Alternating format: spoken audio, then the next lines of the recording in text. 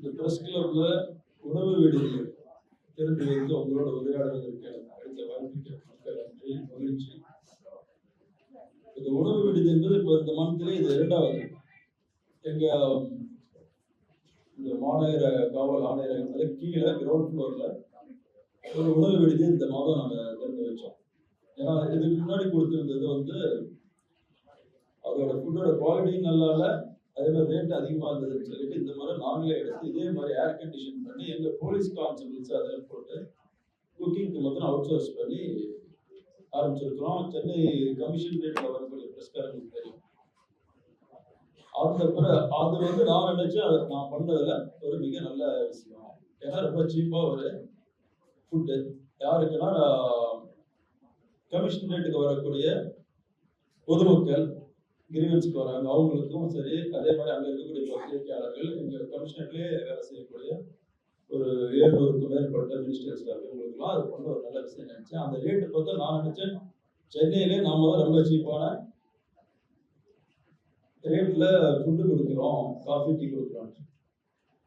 நீங்க பிரஸ் கிளப்ல இந்த உணவு விடுதி ஆரம்பிக்கும் போது நான் குறிப்பா கேட்டு வாங்கினேன் என்ன ரேட்டு கொடுக்குறாங்க பார்க்கும்போது தான் தெரிஞ்சது அதை விட இவங்க விலை குறைவாக கொடுக்க முடியுது இவங்களால. அப்புறம் எனக்கு டவுட் இருந்தது, குவாலிட்டி நல்லா இருக்குமா, விலையை குறைச்சிருக்கிறாங்க, போய் செக் பண்ணுவாங்க. இப்போ வந்து இங்க வந்தபோது எனக்கு கொடுத்த டீ காஃபிலாம் பார்க்கும்போது அதோட தரமும் நல்லா இருக்குது, விலையும் குறைவா இருக்குது. இது ஒரு பெரிய விஷயம், உங்களுக்கு வாழ்த்துக்கள். ஏன்னா அந்த பிரஸ் கிளப் வந்து சில விஷயங்கள் சொல்றது நீங்க யாரும் தவற எடுக்கக்கூடாது. நான் சென்னைக்கு 2004 வந்தேன் as a DC அண்ணா நகரா. அதுக்கு முன்னாடி ஒர்க் பண்ணதெல்லாம் சவுத்தில், திருநெல்வேலி, தூத்துக்குடி, கன்னியாகுமரி சவுத்தில் ட்ரெயின் ஆகிட்டு டிஸ்ட்ரிக்ட் எஸ்பி எல்லாம் இருந்துட்டு சென்னைக்கு வரும்போது 2004 DC அண்ணா நகரா வந்தேன். வந்ததுலேருந்து 21 வருஷம் ஆச்சு சென்னையில். 21 வருடத்துல பாதிக்கு மேலே 12 வருடத்துக்கு மேலே சென்னை சிட்டி போலீஸ்ல இருந்தேன். டிசியா ஒரு 4 வருஷம் இருந்தேன். டிசி அண்ணா நகர் தெரியாதவங்களுக்காக, பழையவங்களுக்குலாம் தெரியும், புதுசாக வந்திருக்காங்க. டிசி அண்ணா நகரா, டிசி மவுண்டா ஒரு 4 வருஷம் இருந்தேன். Joint commissioner south, joint commissioner டிராஃபிக்கா ஒரு 3 இயர்ஸ் இருந்தேன். அதுக்கப்புறம் additional commissioner traffic, additional commissioner நார்த்தா ஒரு 4 இயர்ஸ் இருந்தேன். இப்போ கமிஷனர், அதாவது எல்லா நிலைகளிலும் சென்னை சிட்டியில் இருந்திருக்கிறேன். இங்கே இருக்கும் பொழுது இந்த சென்னையில் வந்து முக்கியமான இடம் பந்தோபஸ்த் டிஸ்ட்ரிக்ட்னா ட்ரிப்ளிகேன் பண்ணணும். ட்ரிப்ளிகேன் வந்து சென்னையில் பந்தோபஸ்த் டிஸ்ட்ரிக்ட். அப்போ இப்பயும் அது ஓரளவு கண்டினியூ ஆகுது. இந்த பந்தோபஸ்துக்கு வரும்போது நிறைய முறை இந்த ரோட்டில் தான் நின்றுருக்கோம். 20 வருஷமா பல முறை இந்த பந்தோபஸ்துக்கு வரும்போது வெளியே நிற்போம். ஆனா ஒரு நாள் கூட இந்த பிரஸ் கிளப்குள்ள உள்ளார வரணும்னு நினைச்சதே இல்லை. ஏன்னா அது அப்படி வர முடியாத ஒரு நிலைமை தான் இருந்தது. ஸோ பிரஸ்ன்றது நிறைய பேர் அதே மாதிரி என்னை பத்தி நினைப்பாங்க, இவர் வந்து பிரஸ் ஃப்ரெண்ட்லி கிடையாது, கொஞ்சம் அரகண்டா இருக்கிறாரு, பிரஸ் கூட இன்டராக்ஷன் வச்சுக்கிறது இல்லை அப்படின்னு. அதுக்கு ஒரு காரணம், அந்த ஒரு கட்டத்துல வந்து இந்த பிரஸ்ன்னு சொல்லி மேனேஜ் பண்ணிட்டு இருந்த அந்த குரூப் அவங்க பண்ணிட்டு இருந்தது ஜேர்னலிசம் கிடையாது. ஜேர்னலிசம்ன்றது நம்ம எல்லாமே, நீங்களும் சரி நானும் சரி எல்லாருமே ஒர்க் பண்ணது பப்ளிக்காக, பொதுமக்களுக்காக. அதுல சில கருத்து வேறுபாடுகள் இருக்கலாம், ஒரு கருத்தை எப்படி சொல்றதுல வேறுபாடு இருக்கலாமே வழிய, பட் நம்ம எதுக்கு ஒர்க் பண்றோங்கிறதுலயே ஒரு வேறுபாடு இருக்கக்கூடாது. ஆனா சிலருக்கு வந்து அது அவங்க எதுக்கு ஒர்க் பண்றோன்றதே ஒரு அஜெண்டா ட்ரிவனா ஆரம்பிக்கும் போது இந்த அஜெண்டா தான் நமக்கு, அதை வச்சுட்டு தான் மற்ற கான்செப்டே கிரியேட் பண்ணுவாங்க. அதுக்கு நான் வந்து அகைன்ஸ்ட். அதனாலதான் சில டைம் நிறைய எனக்கும் அவங்களுக்கு கருத்து வேறுபாடு. மற்றபடி என்னைய பொறுத்த வரைக்கும் எனக்கு தெரியும் எவ்வளவு நீங்க கஷ்டப்படுறீங்க பிரிண்ட் விஷுவல் மீடியாவில் அப்படின்ற கஷ்டம் எனக்கு தெரியும். இந்த ப்ரெஸ் மீட்டிங்க்கு ப்ரெஸ் கிளப்லேருந்து வந்து என்னை இன்வைட் பண்ணும்போது கூட சொன்னேன், வெறும் ரிப்போர்ட்டர்ஸ் மாத்திரம் வராம பாசஸையும் வர சொல்லுங்க, நானும் வேணா, எனக்கு தெரிஞ்ச எல்லாருமே எனக்கு நண்பர்கள் தான், நானும் அவங்களை இன்வைட் பண்ணேன்னு சொல்லி இந்த ஓனர்ஸ், எம்டிஸ், இயக்குநர்கள்லாம் வர சொல்வதோட மெயின் காரணம் என்னன்னா அவங்களுக்கும் தெரியணும் நீங்க எவ்வளவு கஷ்டப்படுறீங்க. ஏன்னா மேல இருந்து பாக்குறாங்க, நியூஸை பாக்குறாங்க, பட் அந்த நியூஸை வாங்குறதுக்கு பிரஸ் ரிப்போர்ட்டர்ஸ் கீழே எவ்வளவு கஷ்டப்படுறாங்கன்னு அவங்களுக்கு பார்க்கணும். அவங்களுக்கு அவசரம். இது வந்து ஒரு நல்ல ஒரு வாய்ப்புன்னு நினைக்கிறேன். எனக்கு வந்து இந்த கேமராமேன் மேல எப்ப எடுத்துட்டு அவங்க எடுக்கும்போது என்ன பண்ண பின்னாடியே போறாங்க, விடுத்துருவாங்கன்னு பாதி டைம் பிடிக்கலாமே நினைப்பேன். இதுக்கு ஏதாவது டெக்னாலஜி கண்டுபிடிக்கும், எப்படி வந்து பேக்ல மூவ் பண்ணிக்கிட்டே எடுக்கணும் அப்படிங்கிறதுக்கு அந்த அளவுக்கு எல்லாம் கஷ்டப்படுறாங்க. அதுவும் அங்கெல்லாம் பார்த்தீங்கன்னா இந்த கிண்டி ஹாஸ்பிட்டல்ல ஒரு இஷ்யூ ஆயிடுச்சு. ஒரு டாக்டர் ஒரு பேஷண்ட் அசால்ட் பண்ணப்போ பேஷண்டோட அசிஸ்டன்ட் அவ்வளோ கஷ்டப்பட்டாங்க. அப்பதான் நினைச்சது எதுக்காக இவ்வளோ அது அப்படின்னு. இதுக்கெல்லாம் ஒரு வாய்ப்பு இந்த ஓனர்ஸும் சரி எம்டிஸும் சரி பார்க்கும்போது என்ன இவ்வளோ கஷ்டப்பட்டு நமக்கு செய்தியை கொடுக்குறாங்க. அது இப்போ இருக்கிற காம்படிஷன் வந்து பயங்கர காம்படிஷன், செகண்ட்ஸ்ல தான் போகுது, முத மாதிரி இல்லை. அந்த காம்படிஷன்ல வந்து சர்வே ஆகணுங்கிறதுக்காக உங்களுக்காகலாம் கஷ்டப்பட்டாங்கன்றது உங்க நாலேஜுக்கு வரணுங்கிறது என்னுடைய, அதுக்காக தான் நான் நிறைய பேரை ஸ்பெசிஃபிக்காக நான் கூப்பிட்டதும் வந்து எல்லாருக்கும் என்னுடைய நன்றி. எல்லாருமே ரொம்ப பெரிய ஒர்க்கில் இருக்கிறவங்க, பிஸியாக இருக்கிறவங்க, பார்க்கறதுக்கே அப்பாயின்மெண்ட் கிடைக்கிறது கஷ்டங்கிற அளவுக்கு இருக்கக்கூடிய பொசிஷனில் இருக்கிறவங்க இவ்வளோ பேரும் இன்னைக்கு ப்ரெஸ் கிளப்ல நான் வரேன் அப்படிங்கிறதுக்காகவும் ப்ரெஸ் கிளப்பை கூப்பிட்டதுக்காக வந்ததுக்கு மிக்க மகிழ்ச்சி. எனக்கு உங்களோட இந்த கலந்துரையாடல் செய்ததில் ரொம்ப நான் ஆர்வமாக இருக்கிறேன். அந்த நம்ம கலந்துரையாடல் ஆரம்பிக்கிறதுக்கு முன்னாடி 2 விஷயம் எனக்கு வந்து சொன்னா கான்ட்ராவர்சியாக இருந்தாலும் பரவாயில்ல, சொல்லிதான் ஆகணும். 2 விஷயம் உங்களுக்கு சொல்லணும்னு விருப்பப்படுறேன். நான் வந்து ஒன்று இந்த ப்ரெஸ் ஃப்ரீடம் ஆஃப் ஸ்பீச் அப்படிங்கிறது. இந்த ஃப்ரீடம் ஆஃப் ஸ்பீச்சுங்கிறது எது வரைக்கும் அலோடு அப்படிங்கிறது அது வந்து இன்னும் ஒரு டிபேட்டபிள் இஷ்யூ தான். நம்ம வந்து எப்போ ஒரு முதல்ல சொன்ன மாதிரி ஒரு கான்செப்டுக்கு ஒரு கருத்துக்காக பொதுமக்கள் நன்மைக்காக ஒரு விஷயத்தை சொல்லும் பொழுது கண்டிப்பா அந்த ஃப்ரீடம் ஆஃப் ஸ்பீச்ன்றது எல்லாரும் சப்போர்ட் பண்ணக்கூடிய விஷயம். நாங்களும் அப்படிதான். அந்த நான் சிவில் சர்வீஸ் ப்ரிப்பேர் பண்ணும் பொழுது டெல்லியில இருந்து ஜேஎன்யூல தான் இருந்திருக்கிறோம். அங்கேயும் அவங்களோட சேர்ந்து இந்த எல்லா ஃப்ரீடம் மூவ்மெண்ட்டுக்கெல்லாம் போயிருக்கிறோம். அப்ப இருந்து பார்த்த ஒரு வியூன்றது வேற. இங்க வந்து ஒரு அதிகாரத்தின் கூட இருந்தது பார்க்கும்போது அந்த வியூ தெரியுது டிஃப்ரெண்டா. என்னன்னா ஃப்ரீடம் ஆஃப் ஸ்பீச்ன்றது ஃப்ரீடம் ஆஃப் அபியூஸ்ங்கிற ஆகுதா அப்படிங்கிறது தான் நம்ம அந்த டிஃபரன்ஷியேட் பண்ணணும். அது நீங்களாம் கொஞ்சம் யோசிச்சு தான் பண்ணணும். ஏன்னா நம்ம ஒரு இஷ்யூ எடுத்து பேசுறது வேற, ஆனா ஒரு பர்சன் எடுத்து பேசுறதுன்றது வேற. நமக்கு வந்து இஷ்யூ தான் முக்கியம் அப்படின்னு நினைக்கிறோம். ஒரு தவறு நடக்குது, அந்த தவறை சொல்லணும், ஏன் நடக்குது, அந்த தவறை விட்டு அந்த பர்சனையே கான்சென்ட்ரேட் பண்ணி அது அப்படி குடும்ப சிஸ்டம் ஒர்க் ஆகுது. அதனாலதான் எங்க ஆபீசர்ஸ் கூட பேசும்போது சொல்லுவேன், நிறைய குட் ஆபீசர்ஸ் சிவில் சர்வீஸ் எழுதி வர்றது அப்படின்றது கடினமான வேலை. எல்லாத்துக்கும் தெரியும். ஒரு நல்ல வந்து ஒரு அகாடமிக் கேரியர் நல்லா இருக்கிறவங்க, ரொம்ப ஆம்பிஷியஸா இருக்கிறவங்க எழுதி கஷ்டப்பட்டு வராங்க. வந்து ஒரு பொசிஷன்ல உட்காந்து ஒரு ஒர்க் பண்ணும் பொழுது பண்ற ஒர்க்கை கிரிட்டிசைஸ் பண்ணதோட அந்த பர்சனை நீங்க அதிகமா கிரிட்டிசைஸ் பண்ணும் பொழுது, அது குறிப்பா அந்த பொசிஷன்ல இருக்கக்கூடியது ஒரு லேடி ஆபீசரா இருக்கும்போது அவங்களுக்கு ஏன்னா அந்த வேலைக்கு வரணும். அப்ப என்ன ஆகும்னா விலகி போவோம். நம்ம வந்த பர்பஸ் வேற, பட் ஆனால் நம்ம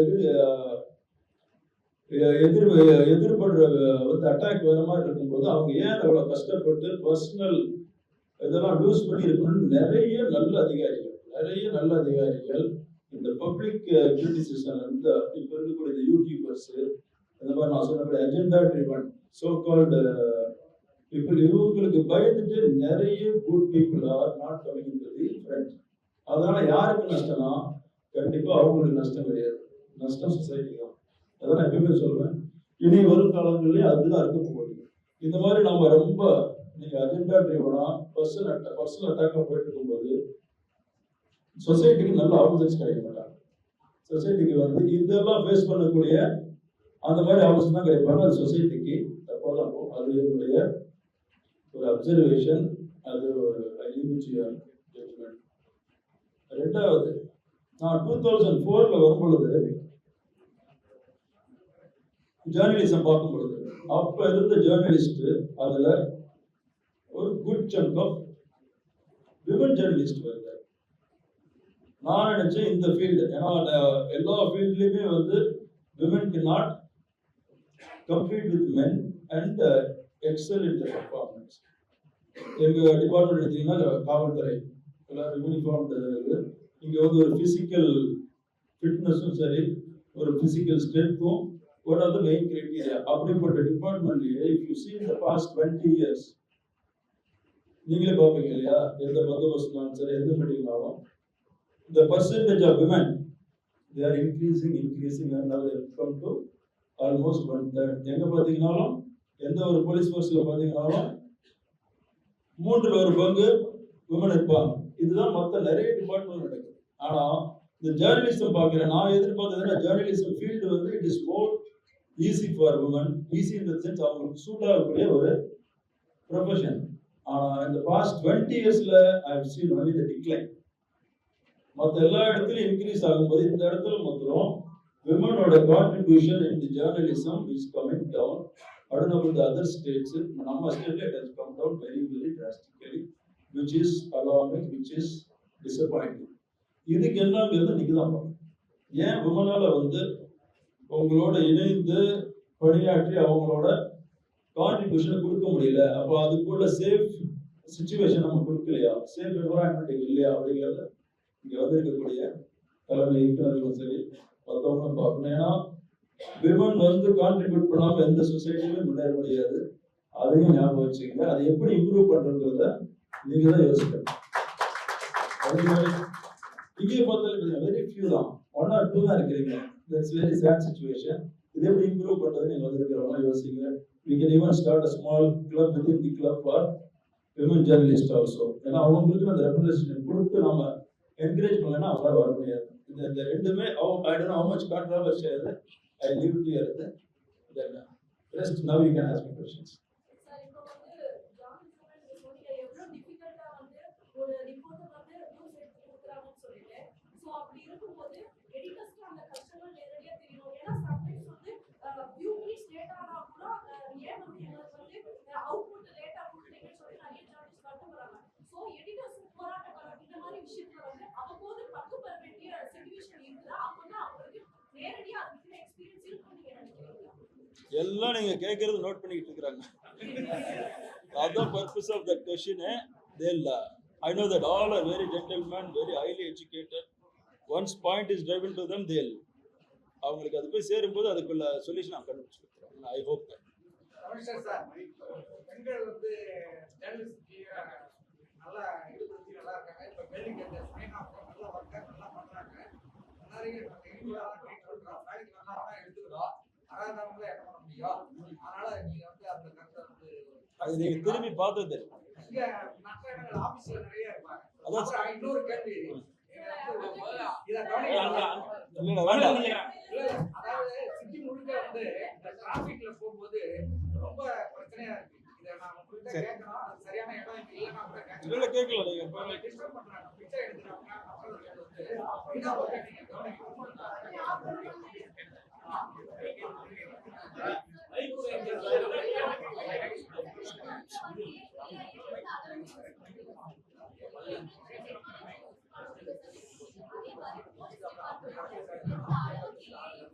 இப்போ போலீஸ் டிபார்ட்மெண்ட்ல நாங்க ஏஐ யூஸ் பண்ற பிளேசஸ் பார்த்தீங்கன்னா இன்டர்னல் ரிவ்யூஸ்லாம் அதை விட்டுருங்க. இன்டர்னல் ரிவ்யூஸ் நாங்க இன்டெலிஜென்ஸ் அசஸ்மெண்ட் பண்றதெல்லாம் அவுட் சைடுக்கு பார்த்தா கேமரா இல்லையா, you got cameras, CCTV cameras, face ரெகக்னிஷன்ஸோட இருக்கக்கூடிய சிஸ்டம், அதெல்லாம் இப்போ நியூ ஏஐ டெக்னாலஜியோட கேமராஸ். அதை தான் நான் ஸ்டார்ட் இன்ஸ்டால். அது என்ன அட்வான்டேஜ்னா எங்களுக்கு முதல்ல நம்ம ஃபேஷியல் ரெகக்னிஷன் போட்டு அந்த கேமராஸ் பார்க்கும்போது we have to manually in the computer we have to check. Now AI cameras are coming in. அதான் coming in. இது வரும்பொழுது ஆட்டோமேட்டிக்கா இந்த டிடெக்ஷன் gives an alarm. அது ஒன்று பார்த்துருப்பீங்க, இந்த சேப்பாக் ஸ்டேடியத்தில் we put ஒரு சென்னை சிங்கம்னு ஒன்று போட்டு we are following. அதில் வந்து we use the AI cameras. All 64 cameras were AI cameras, whatever we wanted. யார் ஒரு ரெட் கேப் போட்டு போறவங்கலாம் காமினா எல்லாம் someone who is carrying a bag னா எல்லாம் காமினா. So now we have started using it. Sir முதல்ல news angle first ஒரு 4 question கேட்டுக்கோங்க, அதுக்கப்புறம் ஆஃப்டர் கட் பண்ணலாம்.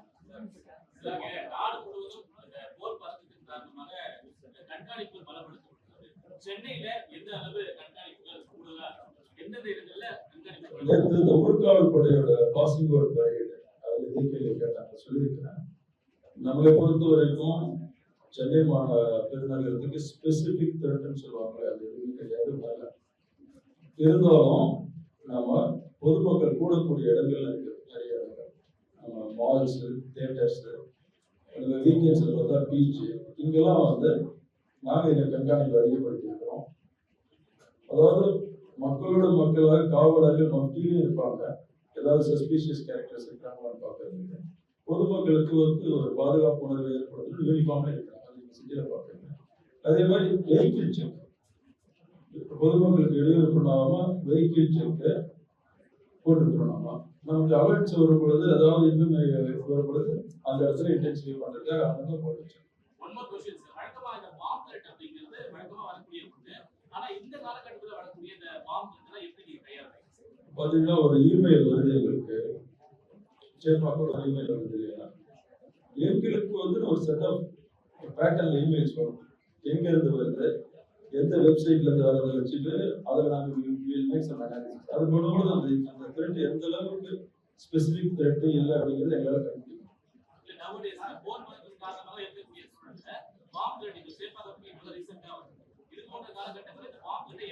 அதான் சொல்ல அந்த த்ரெட் வரும் பொழுது அந்த த்ரெட் எங்க இருந்து வருங்கிறத வச்சு எங்க அனாலிசிஸ்ல how much ஸ்பெசிபிக் அப்படின்றத எங்களால் கண்டுபிடிக்கும். அது தவிர இது வரைக்கும் அந்த மாதிரி எதுவும்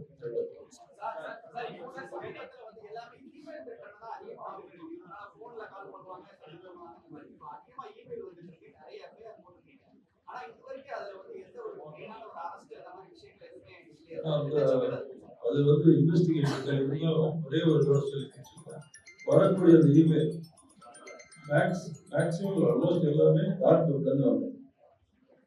அதனால யார் அனுப்பிச்சாங்கன்றது இன்னும் பின் பாயிண்ட் பண்ண முடியல. பட் அது பார்க்கும்போது ஒரு சின்ன குரூப் பண்ற மாதிரி தான் தெரியுது. ஒரு அதோட வேலிடிட்டி அப்படிங்கிறது பெரிய கொஸ்டின் இருக்கும்.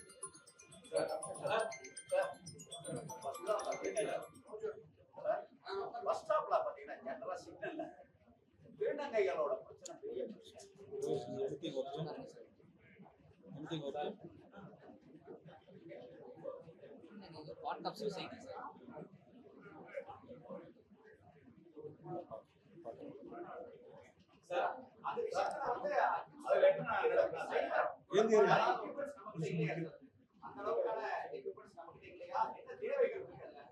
Well, அது கொஞ்சம் technical issue. I cannot explain it. அது ஒன்று மாத்திரம். சொல்லுங்க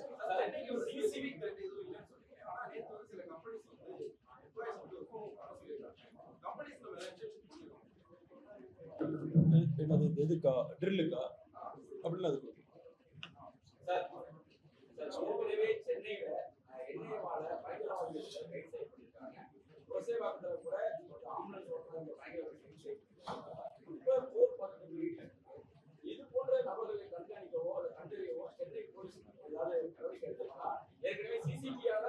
சென்னை போலீஸ்ல முதல்ல இருந்து இருக்காது. பட் நான் வந்ததுக்கு அப்புறம் ஒரு 3 பிரிவு உருவாக்கணும்.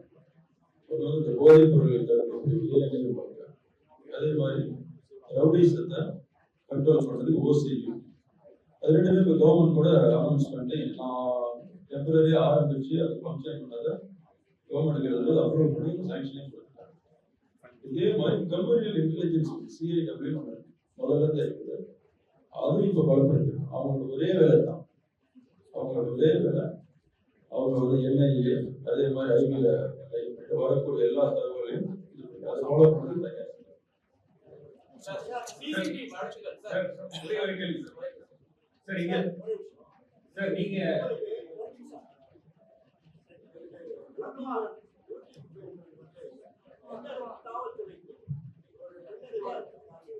நீங்க சரியா கேட்கல என்ன சொல்றது?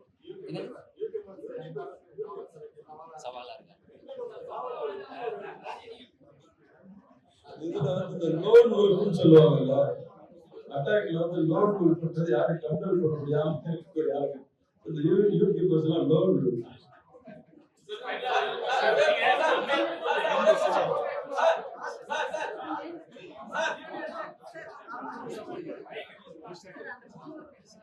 For the past few months, particularly after December, what happened in Anna University, there has been a perception that Chennai has suddenly become unsafe for women. So is there any particular steps that is being taken by the Chennai City Commissioner to ensure that women are feeling safe to travel around? One thing about this Anna University incident, which became very controversial, and I would say it's not blown out of proportion. And just one incident doesn't decide that the city becomes unsafe.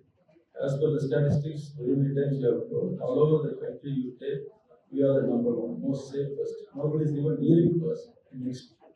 அதனால அந்த இன்சிடென்ட்ல கூட பாத்தீங்கன்னா the fellow has been arrested, case has been charge sheeted, probably will get conviction in few days. இந்த ஸ்பீட்ல வேற எங்கேயும் எனக்கு தெரிஞ்சு ஒர்க் பண்றது இல்லை. ஸோ அந்த ஒரு இன்சிடென்ட்லாம் நம்ம நீங்க பதவி ஏற்றுக்கிட்ட பிறகு 4 என்கவுண்டர்ஸ் நடந்திருக்கு. அதுக்கப்புறம் ரவுடிகள் கட்டுப்படுத்தப்பட்டிருக்காங்க. என்னென்ன நடவடிக்கை? பிரஸ் கிளப்ல தான் வித்தியாசமா கேள்வி கேட்கணும் பாருங்க. அதான் ரிப்பீட் கொஸ்டினா இருக்கலாம்.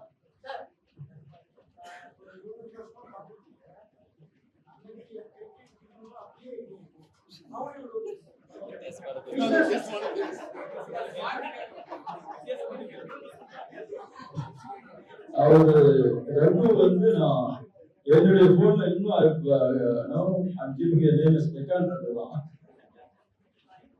phone number but I do have a strict diet and workout.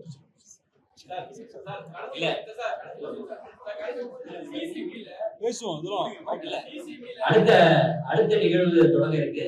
On record முடிஞ்சிருச்சு. ஆஃப் ரெக்கார்ட் மனதை விட்டு பேச இருக்கிறார். அவர் மனதை விட்டு பேசுவதற்காக உங்களுடைய கேமராக்களை ஆஃப் பண்ணும்படி கேட்டுக்கொள்கிறேன்.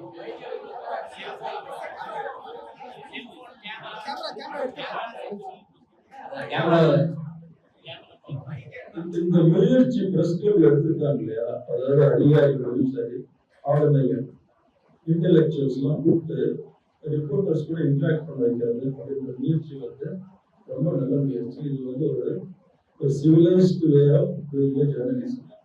அதுக்கு நீங்க எந்த அளவுக்கு ஒத்துழைப்பு கொடுக்குறீங்க அப்படிங்கிறத பொறுத்து தான் இந்த முயற்சி வந்து வெற்றியாகும். இல்லை, இதனுடைய ரிக்வெஸ்ட் தான். அதனால இதுக்கப்புறம் இந்த டைம் வந்திருக்கிறவங்க இதுக்குமே ஒவ்வொருத்தரையா கூப்பிட போறாங்க. கூப்பிடும் பொழுது நீங்க அதுக்கு பிற்பாடா வரணும். ஒரு பர்டிகுலர் குரூப்ல இருந்து ஒருத்தர் வராரு அப்படின்னா அந்த இதில் நீங்க எல்லாம் படிச்சு ரெடி பண்ணி வந்தீங்கன்னா அதுல இருந்து you can get more naledge that will make you more different.